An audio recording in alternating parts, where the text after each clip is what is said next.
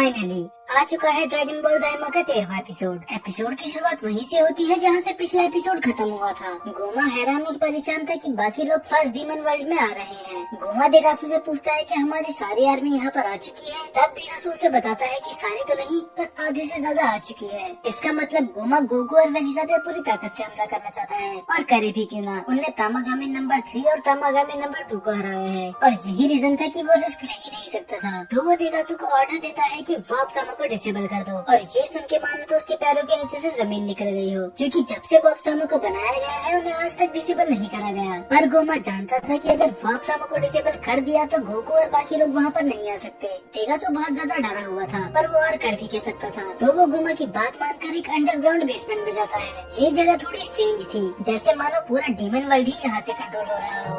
अब देगासू उस लीवर के पास जाता है जो वॉप सामा को डिसेबल कर देगा और पता नहीं क्यों ये बहुत ही ज्यादा डरा हुआ था और वो खुद से बोलता है कि मुझे ही क्यों चुना गया ये काम करने के लिए। कुछ तो ऐसा रीजन है जिसकी वजह से वो ये करना नहीं चाहता। पर सुप्रीम डीमन किंग की बात टालना भी कोई समझदारी की बात नहीं होगी। तो वो फाइनली उस लीवर को नीचे खींच देता है और इसके साथ ही डिसेबल हो जाते हैं वॉप सामा और इसके बाद वेदर पूरी तरह से चेंज हो जाता है और देगासू भी डरा हुआ था। इसका मतलब इसकी वजह से फ्यूचर में कुछ तो बुरा होने ही वाला है। और दूसरी तरफ हमें दिखाया जाता है कि हमारे हीरोज की शिप फिर से खराब हो जाती है और इतनी उलट पुलट के बाद तो हाइबिस को उल्टी भी आने वाली होती है। अब उनका इंजन पूरी तरह से खराब हो चुका था। तभी पांसी बोलती है कि कुछ भी करके कहीं पर भी लैंड करो। तब नेवा बताते हैं कि कहीं भी से तुम्हारा क्या मतलब है, क्योंकि हम समुद्र में गिरे तो क्रैगन का खाना बन जाएंगे। ये बोल के उनने उसे और डरा दिया। पर फाइनली उनकी शिप लैंड कर जाती है। हालांकि वो सेफ लैंडिंग नहीं थी पर किसी को कुछ नुकसान नहीं हुआ। तभी पांसी बोलती है कि मैं इस शिप को ठीक करती हूँ तो तुम सभी लोग यहाँ से बाहर निकल जाओ। पर तभी एक पत्ते की फ्लिक से गोकू हवा में चली जाता है और वो देखता है एक अजनबी दुनिया को।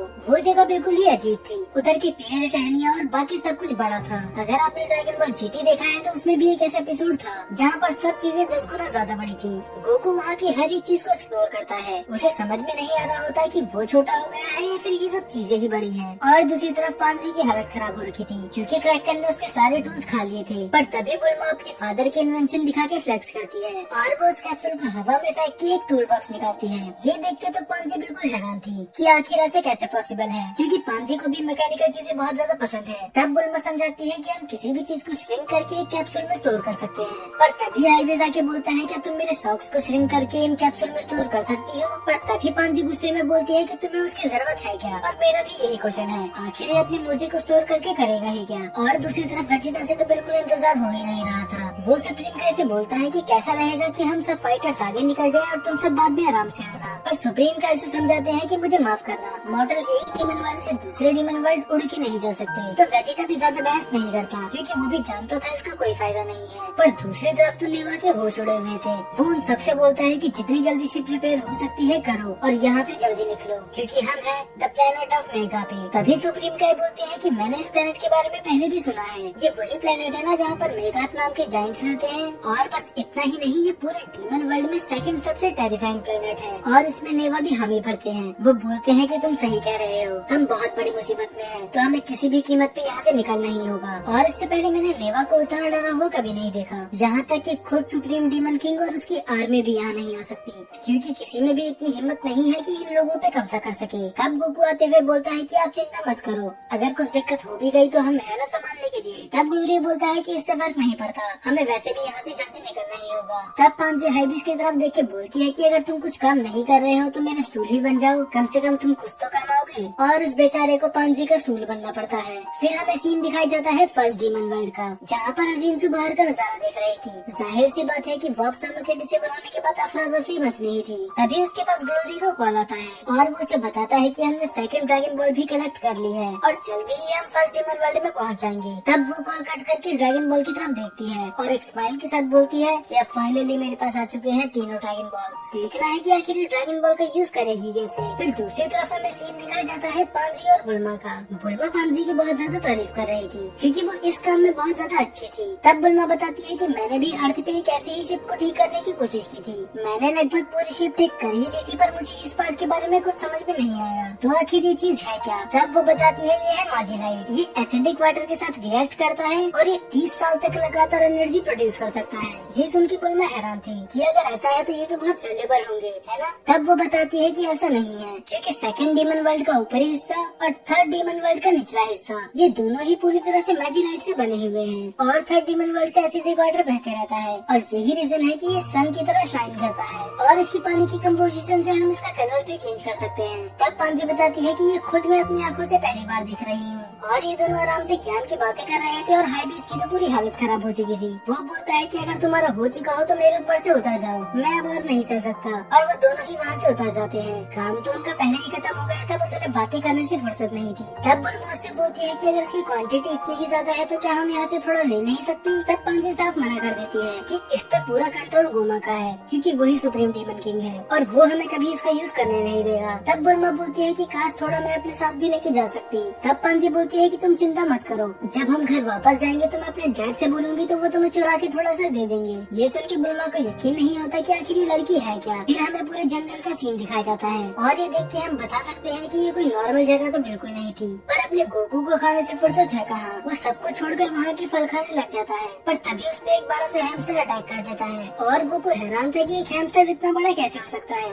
और वो उससे बच के भागने लग जाता है। वेजिटा बोलता है कि हम मजे करना बंद करो और उसे खत्म करो, पर गोकू मना कर देता है कि मैं एक जानवर को मार के क्रुएल्टी नहीं कर सकता और वेजिटा का ऐसा मानना बिल्कुल नहीं था। वो बिल्कुल भी दया नहीं दिखाता और सबको मारने लग जाता है, पर वो हैमस्टर भी जिद्दी थे। इतनी मार खाने के बाद भी उन पे अकल नहीं आती और वो वेजिटा और बाकी लोगों पे अटैक करने लग जाते हैं। पिकलो और ग्लोरियो उनको शिप से दूर रखने का काम कर रहे होते हैं क्योंकि अगर वो खराब हो गई तो ये हमेशा के लिए यहाँ फंस जाएंगे और हाइबेज और नेवा तो बस छुप के देख ही रहे थे। वैसे भी वो क्या ही कर लेते और कई बार सुप्रीम काई भी उस हैमस्टर का खाना बनते बनते रह गए, पर अचानक से ही किसी के पैरों की आवाज आती है और वो सभी हैमस्टर डर के भाग जाते हैं। तभी पिकलो बोलता है कि मैं चेक करके आता हूँ कि आखिर हुआ क्या। तभी तीनों गोकू, वेजिटा और पिकलो वहाँ पर देखने उसे चले जाते हैं और उन्हें अपनी आंखों पे यकीन नहीं होता। एक बहुत बड़ा सही जायंट उनके सामने होता है, पर तभी नेवा बताते हैं कि ये एक मेगा चाइल्ड है जिसे हम अभी देख रहे हैं, वो कोई और नहीं बस एक बच्चा ही है। ये सुन के तो गोकू और वेजिटा हैरान थे, क्या ये बस एक बच्चा ही है। तब नेवा बोलते हैं कि उसके बैग को देखो, इसका मतलब वो स्कूल से अपने घर जा रहा है और ये सबके लिए शॉकिंग था कि आखिर ये भी स्कूल जाता है। अब वो बच्चा वहाँ पर आराम से बैठ जाता है और उसके साथ साथ उसका पैट भी उसके पीछे पीछे आता है, पर गलती से उसके बैग का सामान सारा नीचे गिर जाता है और ये गलती किसी की जान ले सकती थी क्योंकि वो सामान इतना बड़ा था कि अगर नॉर्मल इंसान को इसके नीचे आए तो वो वहीं पर मर जाए। पर तभी वो बेबी जायंट अपना खाना खाने लग जाता है, पर तभी नेवा बताते हैं कि ये जरूर उस क्रैकन के टेंटिकल खा रहा होगा। अब ये सुन के गोकू और वेजिटा कुछ ज्यादा ही शॉक्ड हो चुके थे कि जिस क्रैकन ने हमारी नाक में दम कर रखा था उसको ये बस एक स्नैक की तरह खा रहा है। पर तभी उसका पेट उनकी आवाज़ें सुन लेता है और वो उनको देखते ही उन पर जानलेवा अटैक कर देता है। ग्लोरियो गोकू की जान बचाने के लिए उसका ध्यान भटकाता है,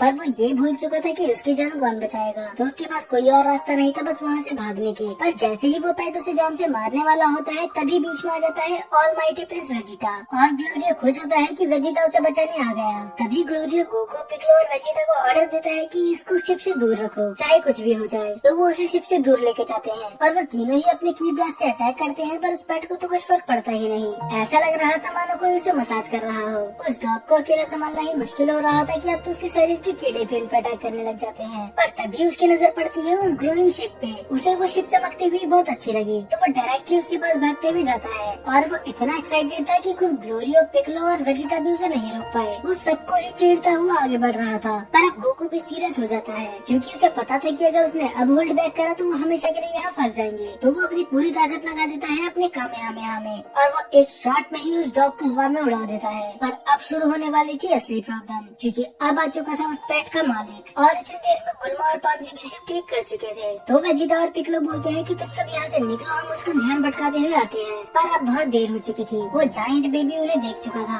अब वो एक पेड़ को तोड़कर उन्हें पोक करने लग जाता है जैसा कोई भी बच्चा करेगा। वो उस शिप को अपने हाथ से कुचलने की कोशिश करता है, पर सही समय पे गोकू आके उसे रोक देता है। पर फिलहाल अभी गोकू में भी इतनी पावर नहीं थी कि वो उसे रोक सके, तो वेजिटा और पिकलो भी उसे रोकने का ट्राई करते हैं ताकि वो शिप को बिल्कुल भी डैमेज ना करे। पर गोकू बेचारा तो उसकी किताबों के बीच में फंस चुका था और जहाँ पर मुझे लगा था कि अब गोकू भी सुपर सीन 3 का यूज करेगा, पर ऐसा कुछ नहीं हुआ। वो बस सुपर सीन का यूज करके अपने पावर पॉइंट से उसे रोकता है। पर गोकू एडमिट करता है कि ये कुछ ज्यादा ही स्ट्रॉन्ग है उससे भी। तभी वो बच्चा गोकू को अपने पैर से कुचलने वाला होता है, पर ग्लोरिया किसी तरह गोकू को वहाँ से निकालने में सक्षम हो जाता है। वो बोलते हैं कि ये तो बहुत ज्यादा खतरनाक थे। तब नेवा बताते हैं कि ये तो कुछ भी नहीं है, अडल्ट मेगा तो उससे भी ज्यादा खतरनाक होते हैं। तब वो पूछते हैं कि अगर ये इतने ज्यादा स्ट्रॉन्ग है तो ये खुद डीमन किंग क्यों नहीं बन जाते, ये तो आराम से पूरे वर्ल्ड पे टेक ओवर कर सकते हैं। तब सुप्रीम काय बताते हैं कि ये थोड़ी पिछड़ी रेस है और ये जैसे रहते हैं ये वैसे ही खुश है। तभी वेजिटा को कुछ क्लिक करता है और वो बोलता है कि जरा रुको, तुमने कहा था कि ये सेकंड नंबर पे सबसे टेरिफाइंग प्लेनेट है, तो तुम्हारे कहने का मतलब है कि इससे भी वर्स्ट प्लेनेट एग्जिस्ट करता है। तब नेवा बताते हैं कि हाँ,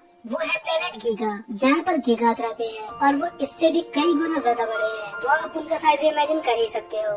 ये तो तय था कि ये जगह किसी को भी पसंद नहीं आई सिवाय गोकू के। गोकू को ये जगह फिर भी बहुत ज्यादा अच्छी लगी और शायद उसका मन करे तो वो यहाँ पर वापस भी आएगा। और अंधेरा होने के साथ साथ फायरफ्लाइज जैसे ही इंसेक्ट बाहर आ जाते हैं जो इस पूरे प्लेनेट को ही रोशनी से भर देते हैं। और वो सीन सच में बहुत ज्यादा अमेजिंग था और इसी अमेजिंग सीन के साथ ये एपिसोड खत्म हो जाता है। अब नेक्स्ट एपिसोड में बहुत सारी मिस्ट्रीज बची हुई है कि आखिर ये फर्स्ट डीमन वर्ल्ड में जाएंगे कैसे, और आखिर देगासू इतना डरा हुआ क्यों था, क्या अनजाने में इनने किसी ऐसे शख्स को आजाद कर दिया जिसे आजाद नहीं होना चाहिए था, और आखिर अरिंसू की रियल विश है क्या। हालांकि इसने बताया तो ये था कि वो पूरे डीमन वर्ल्ड पे कब्जा करने वाली है, पर इसमें कोई शक नहीं होगा कि अगर वो अभी भी कुछ छुपा रही हो। खैर, इन सब का जवाब मिलेगा आपको नेक्स्ट एपिसोड में।